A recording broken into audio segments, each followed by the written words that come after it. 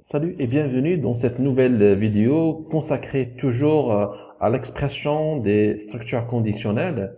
Cette vidéo sera consacrée à l'expression d'une condition, ce qu'on dit compacte ou bien réduite. Ça veut dire c'est une autre façon d'exprimer l'instruction if-else de façon réduite. Allez-y. Donc, pour exprimer la condition compacte de l'instruction if-else, il y a cette structure, on met la condition, comme vous remarquez ici, il y a une condition suivie de signe point d'interrogation, c'est-à-dire que si la condition est vraie, qu'est-ce qu'il fait? Si la condition est fausse, qu'est-ce qu'il fait? Donc, le point d'interrogation, c'est une question. Ce qui vient juste après le point d'interrogation, c'est l'instruction qui va être exécutée si la condition est remplie. Ensuite, vous voyez ici les deux points. Les deux points veut dire que l'instruction qui va être exécutée dans le cas contraire, ça veut dire si la condition n'est pas remplie. Prenons un exemple. Alors ici, on a une variable, par exemple, qui s'appelle le max, qui reçoit. Donc, comme vous remarquez ici, je peux affecter une instruction de conditionnelle à la variable. Donc ici, le test. Ici, si A est supérieur à B, donc qu'est-ce qui va se passer? Donc si la condition est vraie, donc si A est supérieur à B est vrai, dans ce cas-là, il va prendre la valeur dans la variable A et il va l'affecter à max.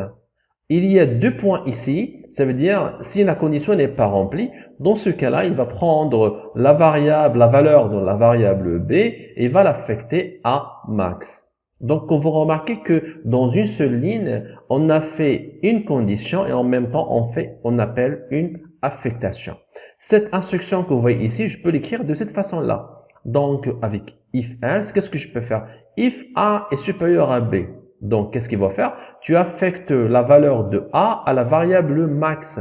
Sinon, ça veut dire si A n'est pas supérieur à B, il est inférieur ou égal. Dans ce cas-là, tu affectes la variable B à max. Donc, quand vous remarquez, au lieu d'écrire ces quatre lignes, d'accord, on peut écrire une seule ligne. C'est pour ça qu'on dit c'est une forme compacte de l'instruction conditionnelle if-else.